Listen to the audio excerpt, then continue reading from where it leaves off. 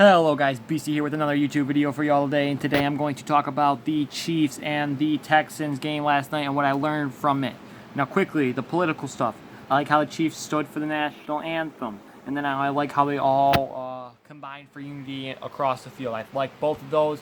It's you're still respecting the flag and the soldiers for our country, and you show that you still want to bring peace, and you still want to bring equality and fight for social justice for this country, which I thought was amazing. I didn't get here for what they're calling the Black National Anthem. I didn't watch that part. It was like 30 minutes before the game. I literally got on like 5 minutes before the game. I got on just before the game started, so I didn't see that. So I didn't see how that went. So I can't give my opinion on that. I heard the Texans stood in the locker room for both of those national anthems, and I don't agree with that because now you're not showing respect to anything. And I get why they did it, because they didn't want to show disrespect towards one or the other.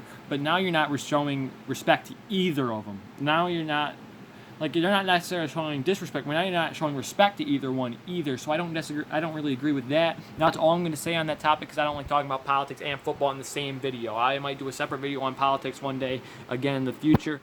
But I like how most of that went. Now, real quick, number 1 point. There's 5 in this video, maybe 6. All right, number 1, that Chiefs offense is unstoppable. Now, I heard an argument on most talk shows that the Chiefs didn't look amazing last night. There was no spectacular plays. There was no explosive plays, but now they don't have to. And this offense is literally unstoppable, because now they can score on you within a minute. And now they can take 9-minute drive after drive after drive after drive. They can just run the ball. They're going to spread you out now, and then they're going to run the ball with Clyde. Point number 2, Clyde Edwards-Helaire is going to win Offensive Rookie of the Year.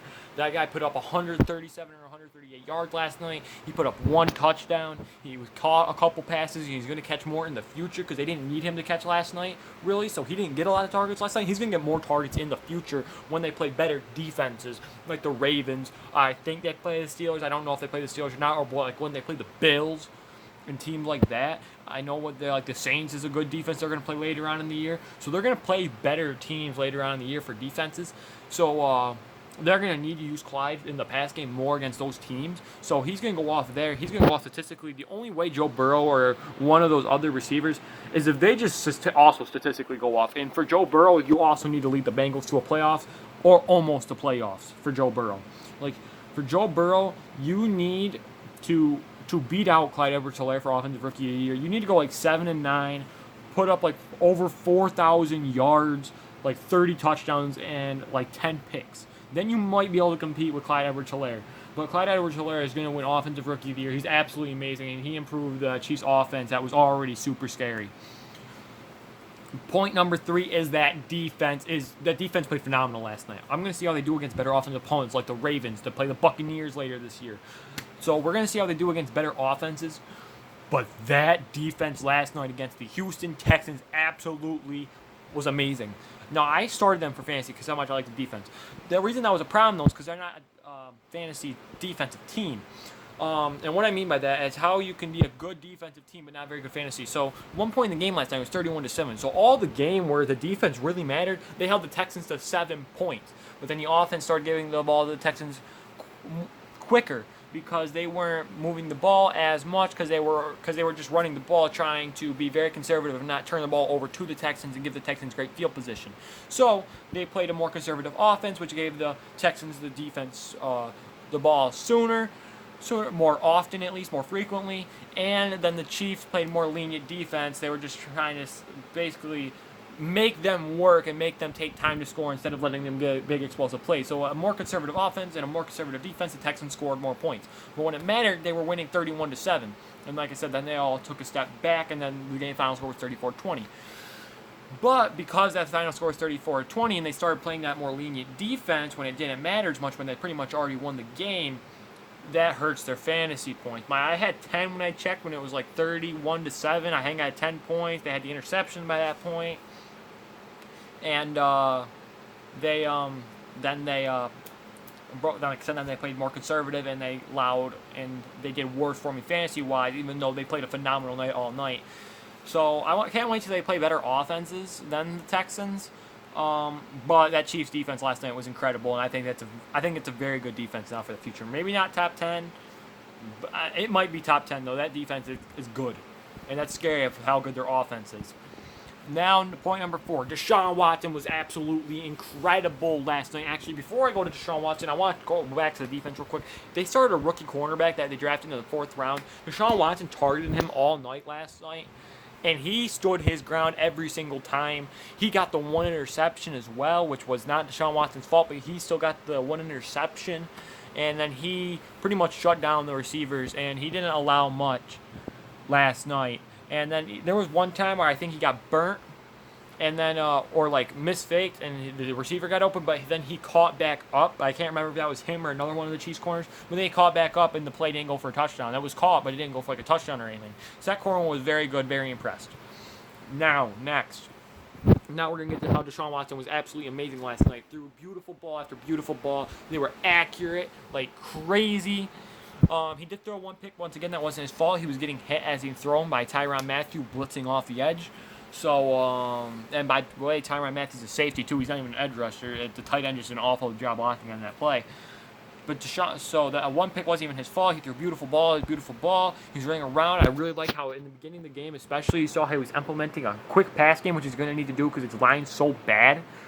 He was implementing, though, the quick pass game. It means his mental game is improved. He's better at making reads, reading the defenses. So that is absolutely amazing to see that Deshaun Watson took that step. He was already scary, and he just got better this offseason. So Deshaun Watson looked amazing last night. Like I said, there was a whole bunch of beautiful balls that he threw, and early on they dropped a lot. Like he threw a beautiful fade to a streak route, or a fade route to Will Fuller, and Will Fuller just dropped it. Threw a nice check. It was a check down ball. It was still a nice check down ball to David Johnson. David Johnson just dropped it, and there was a couple other drops last night too. So Deshaun Watson, though, played phenomenal. He's going to keep the Texans competitive. Now, that being said, my last takeaway, the Texans I don't know, they're not going to make the playoffs. That team is just not good.